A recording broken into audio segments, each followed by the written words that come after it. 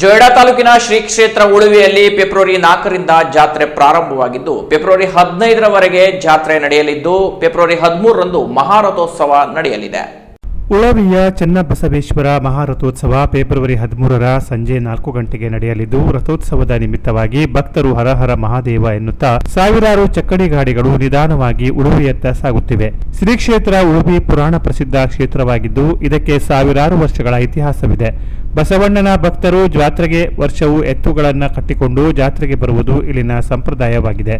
ಈಗಾಗಲೇ ಸಾವಿರಾರು ಎತ್ತುಗಳು ಜಾತ್ರೆಗೆ ಬಂದಿದ್ದು ಚಕ್ಕಡಿಗೆ ವಿಶೇಷ ಅಲಂಕಾರವನ್ನ ಮಾಡಿಕೊಂಡು ಜಾತ್ರೆಗೆ ಬರುತ್ತಾರೆ. ಬೆಳಗಾವಿ, ಬೈಲಹೊಂಗಲ, ಧಾರವಾಡ, ಹಾವೇರಿ, ಗದಗ, ಕೊಪ್ಪಳ, ಬಿಜಾಪುರ, ಬಾಗಲಕೋಟೆ ಸೇರಿದಂತೆ ಉತ್ತರ ಕರ್ನಾಟಕ ಭಾಗದಿಂದ ಲಕ್ಷಾಂತರ ಜನರು ಜಾತ್ರೆಯಲ್ಲಿ ಪಾಲ್ಗೊಳ್ಳುತ್ತಾರೆ. ಉಳವಿ ಇದು ಪುರಾಣ ಪ್ರಸಿದ್ಧ ಕ್ಷೇತ್ರವೂ ಹೌದು, ಪ್ರವಾಸಿ ತಾಣವೂ ಹೌದು. ಉಳುವಿಯ ಶ್ರೀ ಚನ್ನಬಸವಣ್ಣನ ದೇವಸ್ಥಾನಕ್ಕೆ ಬರುವ ಭಕ್ತರು ಸಿಂತೇರಿ ರಾಕ್ಸ್, ಶಿವಪುರದ ತೂಗ ಸೇತುವೆ, ಆಕಳಗವಿ ಇನ್ನು ಬಹಳಷ್ಟು ಪ್ರವಾಸಿ ತಾಣಗಳಿಗೆ ಭೇಟಿ ನೀಡುತ್ತಾರೆ. ದಾಸೋಹ ವ್ಯವಸ್ಥೆ ಉಳುವಿಯಲ್ಲಿ ಪ್ರತಿನಿತ್ಯವೂ ಮಧ್ಯಾಹ್ನ ರಾತ್ರಿ ದಾಸೋಹದ ವ್ಯವಸ್ಥೆಯನ್ನ ಉಳುವಿ ಚನ್ನಬಸವೇಶ್ವರ ಟ್ರಸ್ಟ್ ಕಮಿಟಿಯವರು ಅಚ್ಚುಕಟ್ಟಾಗಿ ನಡೆಸಿಕೊಂಡು ಬಂದಿದ್ದಾರೆ. ಸಾವಿರಾರು ಸಂಖ್ಯೆಯಲ್ಲಿ ದಿನವೂ ಭಕ್ತರು ಇಲ್ಲಿ ಊಟ ಮಾಡುತ್ತಾರೆ. ಭಕ್ತರಿಂದಲೇ ಈ ದಾಸೋಹ ನಡೆಯುತ್ತಿದೆ ಎನ್ನುತ್ತಾರೆ ಇಲ್ಲಿನ ಟ್ರಸ್ಟ್ ಕಮಿಟಿಯವರು. ಚರಮುರಿ ಖಾರ ವಿಶೇಷ. ಉಳುವಿ ಜಾತ್ರೆಯಲ್ಲಿ ಚರಮುರಿ ಮಂಡಕ್ಕಿ ಖಾರ ವಿಶೇಷವಾಗಿದೆ. ಎಲ್ಲಿ ನೋಡಿದರೂ ಜಾತ್ರೆಯಲ್ಲಿ ಚರಮುರಿ ಮಂಡಕ್ಕಿ ಮಿರ್ಚಿ ಬಜ್ಜಿ ಅಂಗಡಿಗಳು ಕಾಣಸಿಗುತ್ತವೆ. ಕಂಬಳಿ ಅಂಗಡಿಗಳು ಮತ್ತು ಎತ್ತಿಗೆ ಅಲಂಕಾರಕ್ಕೆ ಬೇಕಾಗುವ ಅಂಗಡಿಗಳು ಬಹಳಷ್ಟಿವೆ. ಉಳುವಿ ಜಾತ್ರೆಯಲ್ಲಿ ಮಕ್ಕಳ ಆಕರ್ಷಣೆ ಎಂದರೆ ಇಲ್ಲಿ ಸಿಗುವ ಆಟಿಕೆ ಸಾಮಾನುಗಳು. ರಾಜ್ಯ ಮತ್ತು ಬೇರೆ ರಾಜ್ಯಗಳಿಂದಲೂ ಜಾತ್ರೆಯಲ್ಲಿ ವ್ಯಾಪಾರ ನಡೆಸಲು ಬರುತ್ತಾರೆ.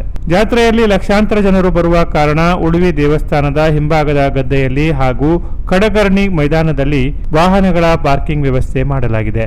ಉಳುವಿ ಗ್ರಾಮ ಪಂಚಾಯತ್ ವತಿಯಿಂದ ಭಕ್ತರಿಗೆ ಕುಡಿಯುವ ನೀರಿನ ವ್ಯವಸ್ಥೆ ಮಾಡಲಾಗಿದೆ. ಜಾತ್ರೆಯಲ್ಲಿ ಪೊಲೀಸ್ ಬಂದೋಬಸ್ತ್ ಉತ್ತಮವಾಗಿದ್ದು ಸಿಪಿಐ ಚಂದ್ರಶೇಖರ ಹರಿಹರ ಮತ್ತು ಪಿಎಸ್ಐ ಮಹೇಶ್ ಮಾಳಿ ನೇತೃತ್ವದಲ್ಲಿ ಬಂದೋಬಸ್ತ್ ಏರ್ಪಡಿಸಲಾಗಿದೆ. ಜಾತ್ರೆಯಲ್ಲಿ ಸಂಪೂರ್ಣ ಸಾರಾಯಿ ನಿಷೇಧ ಮಾಡಲಾಗಿದ್ದು ಕಂಡಲ್ಲಿ ಸಾರಾಯಿ ಸೇವನೆ ಮತ್ತು ಮಾದಕ ವಸ್ತುಗಳ ಸೇವನೆ ಕಂಡು ಬಂದಲ್ಲಿ ಸೂಕ್ತ ಕ್ರಮ ಕೈಗೊಳ್ಳಲಾಗುತ್ತದೆ ಎಂದು ತಿಳಿಸಿದ್ದಾರೆ. ಇನ್ನು ಭಕ್ತರಿಗೆ ನೀರಿನ ವ್ಯವಸ್ಥೆ ಮತ್ತು ವಾಹನದ ಪಾರ್ಕಿಂಗ್ ವ್ಯವಸ್ಥೆ ಟ್ರಸ್ಟ್ ಕಮಿಟಿ ಮತ್ತು ಉಳುವಿ ಗ್ರಾಮ ಪಂಚಾಯತ್ ವತಿಯಿಂದ ಮಾಡಲಾಗಿದೆ. ಬೆಲೆ ಬಾಳುವ ಆಭರಣಗಳನ್ನು ಧರಿಸಿ ಜಾತ್ರೆಗೆ ಬರಬೇಡಿ ಎಂದು ಟ್ರಸ್ಟ್ ಕಮಿಟಿಯಿಂದ ವಿನಂತಿಸಲಾಗಿದೆ. ಜಾತ್ರೋತ್ಸವ 2025 ಜಾತ್ರಾ ಕಾರ್ಯಕ್ರಮ ಚಾಲುವಾಗಿದೆ. 13ನೇ ತಾರೀಕಿಗೆ ಮಹಾರಥೋತ್ಸವ ಇದೆ. ದಯವಿಟ್ಟು ತಮ್ಮ ಎಲ್ಲ ಭಕ್ತರ ಬಾಂಧವಗಳಿಗೆ ವಿನಂತಿಸುತ್ತೇನೆಂದರೆ ಎಲ್ಲರೂ ಜಾತ್ರೆಗೆ ಬನ್ನಿ ಹಾಗೂ ಈ ಜಾತ್ರೆಯನ್ನು ಸುಸೂತ್ರವಾಗಿ ಸರಳವಾಗಿ ಹಾಗೂ ಶಾಂತ ರೀತಿಯಿಂದ ನಡೆಸಿಕೊಡ್ಬೇಕಾಗಿ ತಮ್ಮೆಲ್ಲರಿಗೂ ಕಳಕಳಿಯಿಂದ ಕೇಳುತ್ತೇನೆ. ಇದೇ ರೀತಿ ಬರಬೇಕಾದ್ರೆ ಈ ಚಕ್ಕಡಿಗಳಿಗೂ ಇಲ್ಲೆಲ್ಲ ಉಳಿಯಲಿಕ್ಕೆ ವ್ಯವಸ್ಥೆ ಮಾಡಿದ್ದಾರೆ.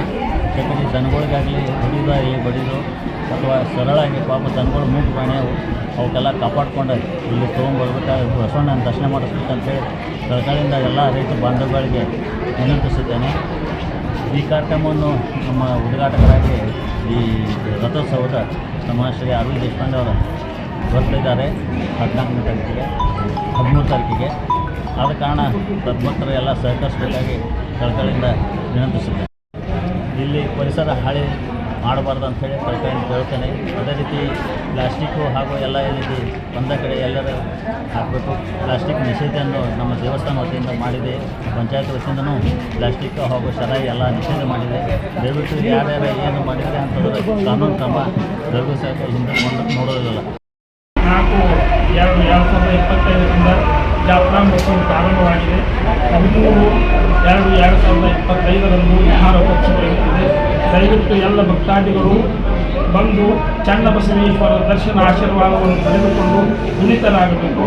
ಅದರ ಜೊತೆಗೆ ಪ್ಲಾಸ್ಟಿಕವನ್ನು ಸಂಪೂರ್ಣವಾಗಿ ನಿಷೇಧ ಮಾಡಲಾಗಿದೆ ಮತ್ತು ಪ್ಲಾಸ್ಟಿಕವನ್ನು ಯಾರೂ ಬಳಸಬಾರದು ಮತ್ತು ನೀರನ್ನು ಮಿತವಾಗಿ ಬಳಸಬೇಕು ಮತ್ತು ಬಂದಿರತಕ್ಕಂಥ ಸಮಸ್ತ ಭಕ್ತರು ಶಾಂತ ರೀತಿಯಿಂದ ವರ್ತನೆ ಮಾಡಿಕೊಂಡು ಸ್ವಾಮಿಯ ದರ್ಶನ ಆಶೀರ್ವಾದವನ್ನು ಪಡೆದುಕೊಂಡು ಪುನೀತರಾಗಿ ಧನ್ಯರಾಗಿ ಹೋಗಬೇಕಂತ ಈ ಸಂದರ್ಭದಲ್ಲಿ ನಾನು ಸ್ವಾಮಿಯಲ್ಲಿ ತಮ್ಮಲ್ಲಿ ಕಳಕಳಿಯಿಂದ ವಿನಂತಿ ಮಾಡ್ತಾ ಇದ್ದೇನೆ. Canara plus news, Sandesh Desai, Joida.